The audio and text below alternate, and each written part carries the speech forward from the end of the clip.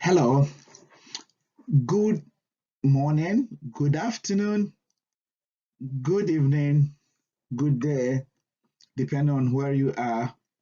My name is George Aidoo. I'm a postgraduate researcher from Anglia Ruskin University, UK, and I'm here to present my research study, which is on the topic the relationship between social capital and the care and support of older people in Ghana, understanding people's perception and attitudes. And this is presented in the third Athens International Conference on Social Science and Humanities from the 15th of September to the 16th of September. Now, the background and the problem of the study. Globally, the population aged 60 years and above is increasing and it's projected to reach about 22% by 2050. In sub-Saharan Africa, this figure is projected to exceed about 8%, while in Ghana, the older adult population is likely to reach about 12% by 2050. Ghana, like a number of developing countries, has high poverty among older persons. However, in spite of the rapidly aging population, there is no corresponding social welfare or long-term care for older people in Ghana. So what people have been doing is that they have been dependent on the extended family system to care for older persons. Regrettably, the economically active age that has been supporting older people are not likely to continue supporting the increasing number of older people in the next decade. This is because there is the concern of neglect in the care of older people because there is very little information regarding the general situation, and older people are now falling through the gap for those who do not have relations to care for them. And the trend also of population aging is also currently poorly understood and often it is underreported.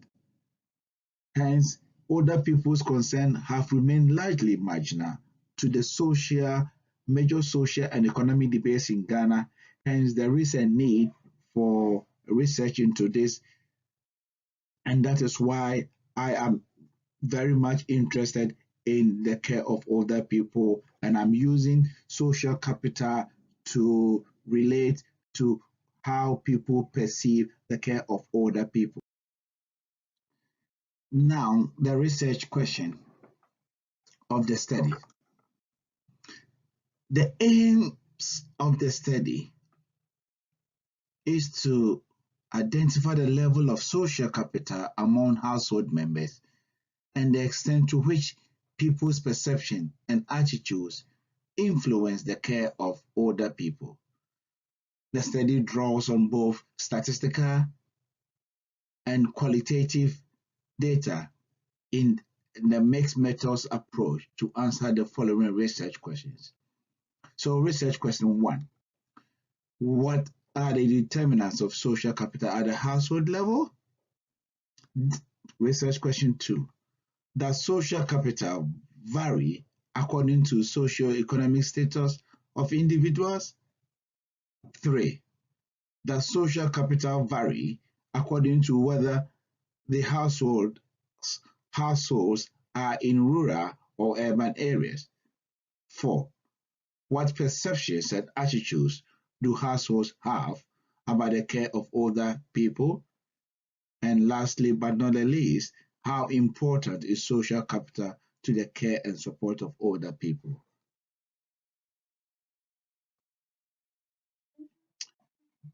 The research methodology for the study. The study utilized the mixed method approach, which is the mixing of quantitative and qualitative data in the same study. And it's often defined as the process of collecting, analyzing, and mixing quantitative and qualitative data in the same study.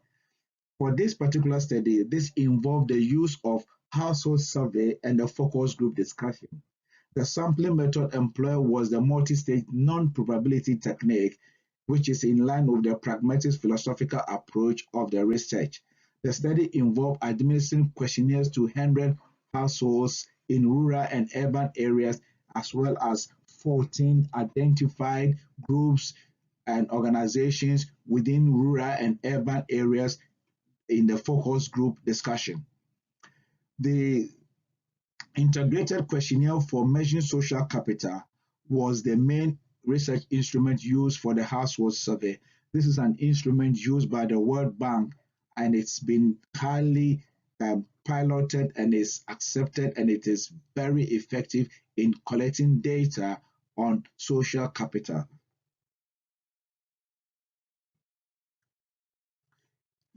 So in order to draw a comprehensive responses from respondents, the study employed 6 prosy dimensions to the study of social capital, enabling groups and network, trust and solidarity, collective action and cooperation, information and communication, social cohesion and inclusion, and lastly but not the least, empowerment and collective action.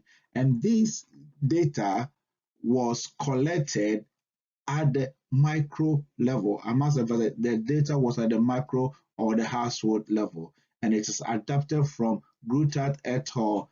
In their social capital integrated questionnaire for measuring social capital. It must be noted that respondents were not directly asked questions about social capital as a concept in the survey. Instead, respondents were asked about their opinions according to their general beliefs, norms, and experiences, and the results were then aggregated as social capital in the analysis.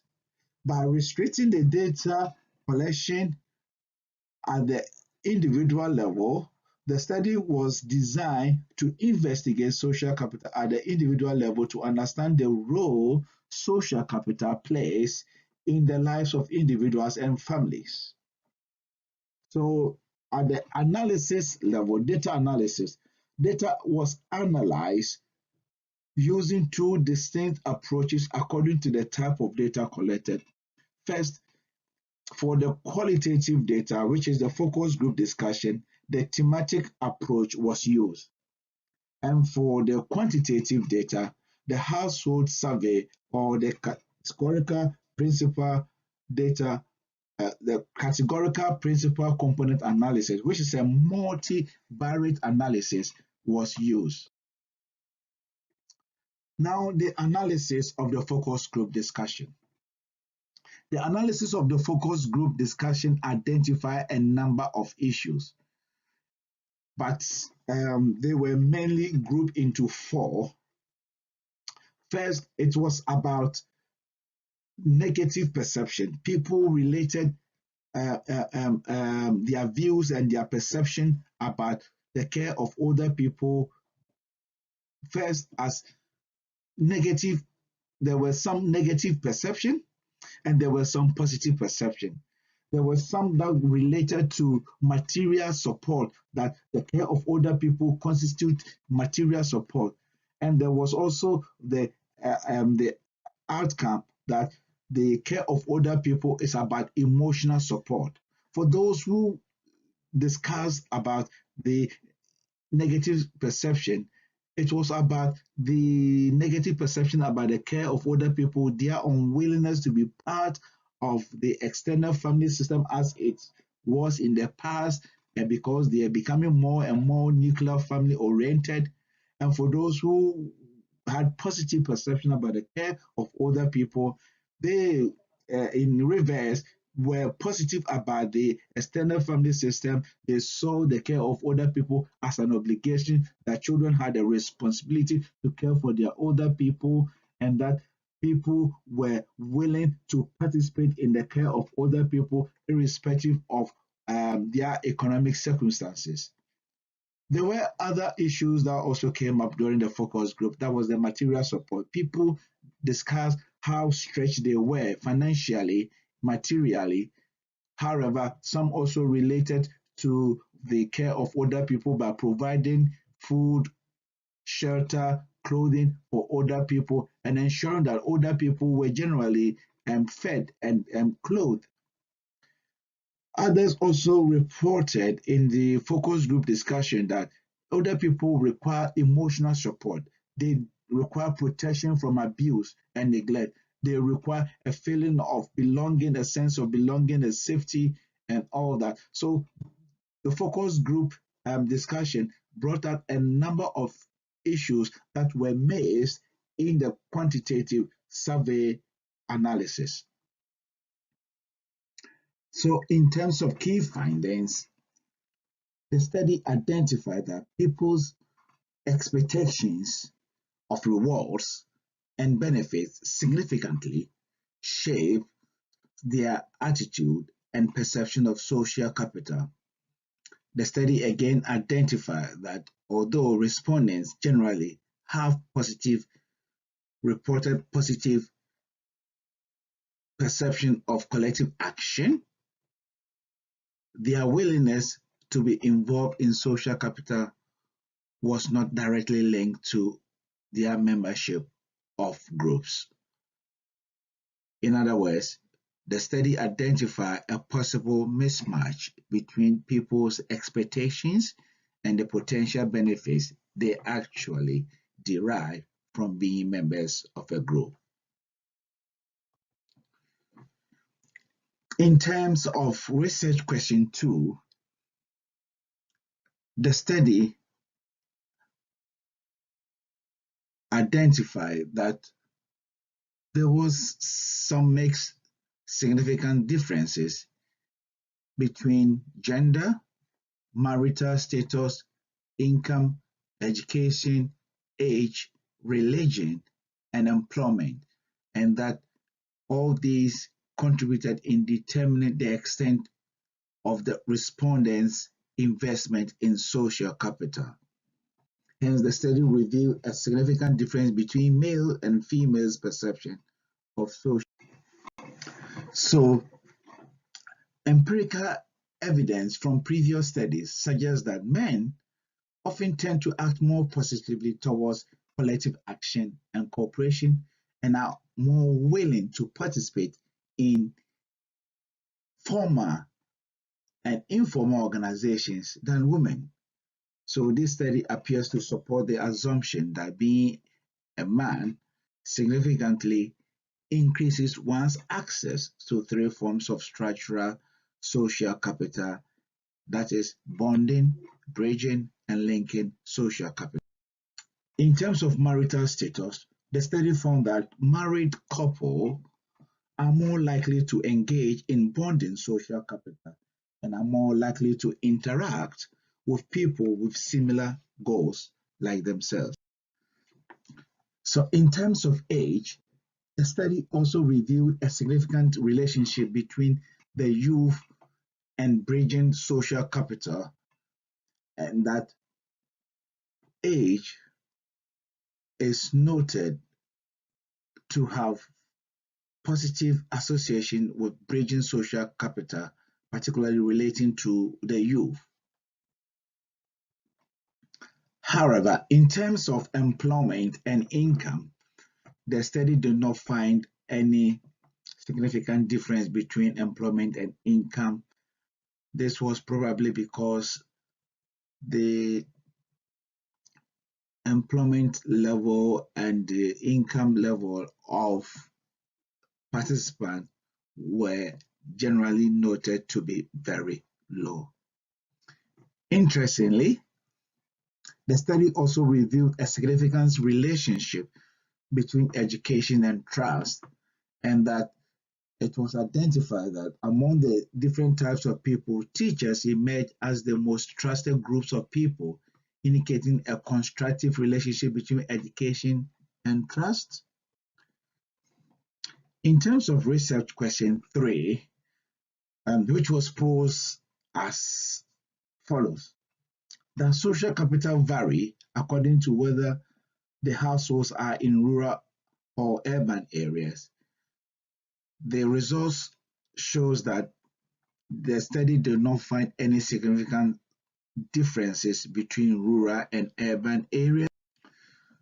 The result is contrary to previous studies which found that rural areas tend to have more bonding social capital due to the smaller size of rural areas, but the study in this case, in this study, because most people in the rural areas were commuting to urban areas on daily basis to work and return back in the evening, the demographic differences between the rural respondents and the urban respondents were quite similar, and so there wasn't much difference between their perception. In terms of research question 4, the study seeks to explore people's perception and attitudes toward the care of older people, and the study identified a split in respondents' opinion, indicating positive and negative attitudes toward the care of older people. However, the study found that the possible link between respect for traditional values and people's willingness to care for older people was very, very significant, and the majority of respondents reported that respect for traditional norms largely shapes the extent to which they are willing to be involved in the care of older people. And the older people themselves feel valued when people show them respect. People are willing to go the extra mile to lend a hand, care for them, prepare food, and give them shelter. So the perception generally was that yes, the extent to which people are willing will be dependent on a lot of things, especially with reciprocity, how they were treated in the past by the older people themselves. So in terms of research question 5, which is how important is social capital to the care and support of older people? The current study actually confirms past research which indicates that cognitive social capital is linked to emotional support because they are essential determinant of social capital that is required to support the care of older people, and that the current study also identifies social isolation as a significant concern for the care of older people, which also confirms previous studies that social isolation is significantly linked to old age poverty. This is very significant because the study identified that older people who are often found isolated in their homes are often poor and often without any direct link to any living biological relations, and that the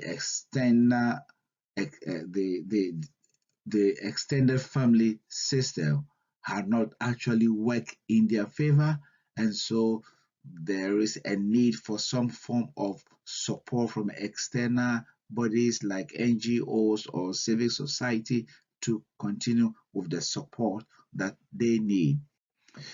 This was identified as very important because social capital in the care of older people helps older people who often rely or depend on social interactions to promote their well-being.